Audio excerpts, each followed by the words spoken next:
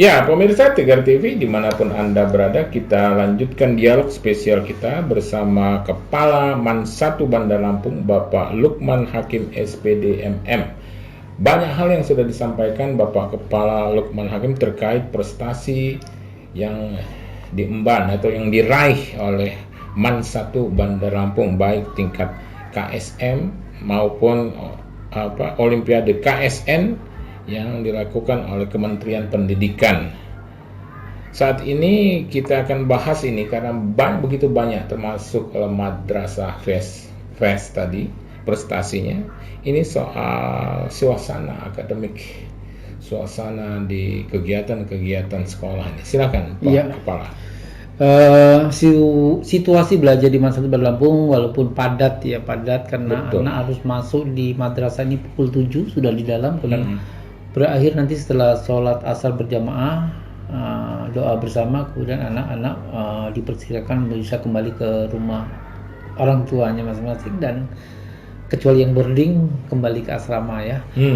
Situasi belajar ini dari pagi sampai sore bisa kita saksikan di saat-saat jam belajar memang begitu di lapangan begitu sunyi, kecuali ada olahraga ya. Karena semuanya bisa belajar di kelas yang nyaman ya. Tentunya dengan kelas yang nyaman itulah anak-anak itu juga terwadahi kebutuhan-kebutuhan untuk belajarnya.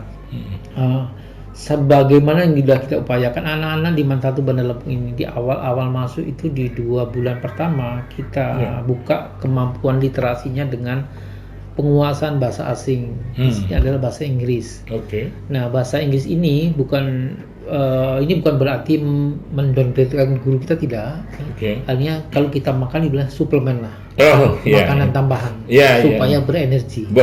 Nah, jadi anak-anak Man 1 Bandar Lampung di kelas 10 atau kelas 1 2 bulan pertama dibuka literasinya dengan menguasai minimal dasar-dasar ya bahasa asing, itu bahasa Inggris. Jadi setiap hari anak-anak ini akan kita bantu dengan namanya guru tamu yang kita datanglah dari Jawa Timur, Kampung Inggris Pare, untuk membersamai dan membuka klik anak-anak untuk mampu berbahasa asing. Itu kita datangkan ada 10 tentor yang hadir di Man 1 untuk 2 bulan ke depan. Kemudian guru-guru yang di situ juga otomatis ikut hadir, sehingga jam belajarnya juga akan terintegrasi. Di samping dia belajar mapel yang dipelajari, juga terintegrasi dengan pelajaran bahasa Inggris. Sehingga setidaknya anak yang tadinya tidak tertarik dengan bahasa Inggris akhirnya ketemu kliknya di situ. Mampu berbahasa Inggris setelah cocok dengan teknis pembelajaran. Makanya anak-anak di sini walaupun belajarnya capek, kadang-kadang fisik ya di awal-awal agak kelelahan, jadi agak sakit dan itu di awal-awal. Nanti setelah belajarnya normal, tentunya menyenangkan, capek tapi tak terasa. Setiap hari kalau di dalam kan ruangannya nyaman. Kalau mau belajar di luar kan halamannya luas dan bersih. Kemudian juga fasilitas-fasilitas lain fisik ya, untuk olahraga juga kita sediakan lapangan olahraga yang di dalam pagar juga. Itu maksudnya kalau misalnya di kelas 10 ini mereka sudah menyukai bahasa Inggris, selanjutnya juga mereka sudah terbiasa gitu ya? Iya kan, hari ini semua informasi kan begitu cepat melalui bahasa, ya kan, baik itu media sosial maupun media apapun. Kan bahasanya bahasa asingnya kan bahasa Inggris. Bahasa Inggris. Walaupun itu rata ya. Nanti kalau ada yang memang menyukai di kelas bahasa, kan kita juga ada bahasa Jerman, ada bahasa Mandarin. Nah, itu memang ada yang core-nya di bahasa. Nanti dia akan lebih matang lagi di penjurusan. Dia pilih jurusan bahasa, maka dia akan mampu milih bahasa Jerman kah, bahasa Arab kah, atau bahasa Mandarin. Dan kita ada itu. Tetapi secara umum memang di awalnya anak ini harus suka dulu dengan bahasa, karena ke depan anak mau membaca jurnal juga bahasa Inggris, mengupload jurnal internasional bahasa Inggris, artikel-artikel debat anak KSM tadi yang saya bilang, itu yang kita belajar bukan tulisan Indonesia lagi. Kitab-kitabnya atau buku-buku yang dibaca, fisikanya, kimianya itu berbahasa Inggris semua. Kalau kita tidak bisa bahasa Inggris, tidak bisa bahasa Arab, jangan harap jadi juara KSM. Iya. Jadi KSM itu soalnya, misal menghitung kecepatan, itu pakai bahasa Arab. Kalau anak tidak bisa menerjemahkan maksud soal itu, nggak akan bisa mengerjakan soal itu. Jadi terintegrasi. Kalau KSM itu lengkap. Di samping pengetahuan sainnya harus bagus, bahasa Arabnya juga harus bagus. Bisa baca Arab gundul, bisa dikaitkan dengan surat apa, ayat berapa, atau hadis apa yang matching dengan soal itu. Jadi kok hanya bisa sainnya saja, tetap nggak bisa juara. Harus mampu terintegrasi dengan bahasa asing. Nanti pas pembelajaran dengan tentor-tentor yang kita datangkan dari mana-mana itu, buku-bukunya kan bahasa Inggris juga, tidak pakai bahasa Indonesia lagi. Nah, kalau anak-anak ini tidak mampu untuk menerjemahkan saja, ya mana mungkin dia bisa berlanjut untuk mengerjakan apa maunya soal dengan bahasa asing. Jadi KSM tadi ada kaitannya. Kenapa di MAN 1 di awal-awal anak harus kebuka dulu bahasa Inggrisnya. Soal belum lancar itu urusan berikutnya. Setelah dia klik, dia tahu bahwa bahasa Inggris itu penting, maka anak dengan sendirinya akan belajar lebih maksimal, sehingga guru tidak lagi menjelaskan satu persatu. Jadi anak-anak kan bisa browsing kemanapun, tinggal aplikasi aja di lapangan, di kelas nanti conversation dan seterusnya, sehingga anak itu lebih hidup, tidak hanya belajar di kelas. Misalkan materi yang disampaikan besok temanya apa, anak sudah bisa browsing di rumah. Sudah belajar. Di kelas itu tinggal mencocokkan dan mensinkronkan apa kebutuhan dalam pembelajar. Nah, itulah makanya meskipun di sini belajarnya full day, itu anak lelah, tetapi juga tidak terasa bahwa dia sudah mendapatkan begitu banyak pengetahuan yang tanpa dia sadari. Jadi artinya moto kampusnya Kampus Ceria, kampusnya para bintang itu bukan hanya sekedar slogan aja ya. Ya, itu sepanjang visi lah ya. Lalu tagline kita untuk 4 tahun pertama. 4 tahun pertama saya di sini, tagline-nya itu. Dan seperti berlebihan ya. Tapi itu menjadi doa minimal. Betul. Dan doa itu juga bisa memberikan energi motivasi yang tinggi, dan kita bisa buktikan ternyata anak-anak yang kita doakan terus-menerus itu juga termotivasi untuk menjadi lebih baik. Betul. Pak Kepala, ini kan bicara soal sains ya, sains terus ke bahasa, terus terkait juga agama. Ini tidak terlepas juga kemampuan olahraga dan seni ya Pak Kepala, gimana Pak? Oh ya, kalau semua kita kan memiliki 16 ekstrakurikuler yang bisa diikuti oleh anak-anak ya, yang diwajibkan kan pramuka. Tapi di sini juga ada di sisi ekstrakurikuler kita ada basket, kita ada bulu tangkis, kita ada futsal, ada taekwondo, lengkap ya. Jadi anak kan tidak harus berkembang di pengetahuan sains saja.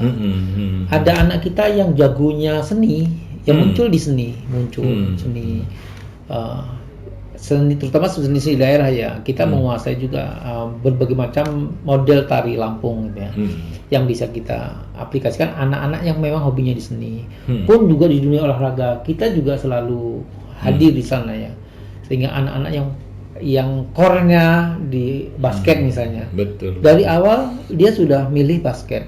Makanya setelah dia pulang sekolah habis asar itu, anak-anak ini nggak langsung pulang, langsung ke lapangan. Iya, olahraga ya. Orang tuanya nunggu sampai kadang-kadang kalau diingatkan pakai mic, anak-anak jam belajar sudah berakhir, silakan kembali ke rumah dan motivasi belajar untuk esok hari. Tetap saja orang tuanya harus nungguin, kan asik. Kalau sore hari juga tidaknya, yang hobinya di paskibra, setiap hari anak latihan paskibra. Jadi ketika kita butuh untuk paskibra di manapun, ya hadir. Kita udah ready, tidak harus tiba-tiba latihan, enggak. Memang udah ready, kita dibutuhkan. Kemudian yang hobinya drum band, pun demikian. Tiap hari kita fasilitasi dengan alat yang ada, kemudian setiap hari Senin tampil. Menampilkan kemampuan dia untuk menggunakan alat-alat drum band, mengiringi upacara bendera. Sehingga terlatih setiap saat, sehingga energi anak-anak itu digunakan di tempat yang bermanfaat buat dirinya maupun madrasah. Oke. Pak Kepala, ini terakhir di sesi ketiga ini Pak, ini karena berbagai prestasi, tapi kan mereka akan melanjutkan di perguruan tinggi negeri khususnya. Ini gimana Pak Kepala? Untuk perguruan tinggi negeri kita juga punya strategi ya, karena kan pemerintah memberikan beberapa jalur. Di pertama adalah jalur undangan, yang kedua jalur tes, dan berikutnya jalur mandiri dan seterusnya ya. Strategi pertama, anak yang sudah masuk ke kelas 12 nanti kita panggilkan psikolog untuk menentukan potensi anak di mana. Potensi anak di mana? Iya, betul. Supaya nanti milih jurusannya nggak salah. Nggak menyesal. Iya, betul. Kalau saya mengambil jurusan pertanian, nanti kerjanya seperti apa, peluang kerja dan seterusnya, kuliahnya seperti apa, dari awal kita ukur. Psikolognya. Kita ukur, kita dipetakan anak-anak kelas 12 tuh. Ini bagusnya di mana. Betul. Kemudian setelah kita dapat data itu, kita simulasikan untuk apakah anak itu nanti masuk jalur memenuhi 40% kuota kita yang jalur undangan atau tidak. Nanti kita uji coba simulasi dengan berbagai soal.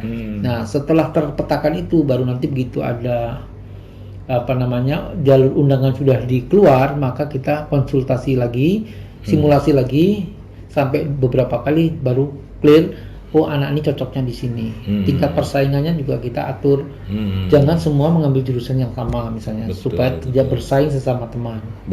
Dan itu ternyata cukup ampuh ya, efektif. Karena hanya 40% yang jalur undangan. Yang 60% kan nggak bisa, berarti kan lewat jalur tes. Dan ketika dia tes di perguruan tinggi pun, dia juga sudah tahu saya ini core-nya di fakultas apa, di mana. Baik itu di perguruan tinggi negeri keagamaan Islam maupun perguruan tinggi negeri umum. Dan alhamdulillah baik di tingkat lokal maupun nasional. Alhamdulillah tahun ini, di tahun 2023 yang diterima terbanyak di Universitas Lampung, Unila, itu adalah MAN 1 Bandar Lampung. Untuk Provinsi Lampung yang terima di Unila. Kemudian pun di UIN sebelah, memang kita satu ini ya. Itu juga terbanyak. Kemudian kalau di global secara nasional, anak-anak kita tahun ini juga naiknya signifikan ya. Ada 94%. 94% itu anak kita diterima di perguruan tinggi negeri di nasional, Indonesia. Di Indonesia. 94 ya. Berarti kan hampir semua nih. Tinggal 6% yang belum. Yang 6% ini sebenarnya diterima jadi polisi, terima di kedinasan SI, PDN dan seterusnya. Dan artinya kalau memang niat mau kuliah, memang demand ini adalah track yang pas, tracknya cocok. Ya Pak Kepala, menarik ini, selain prestasi-prestasi dan juga mayoritas diterima di PTN tingkat nasional.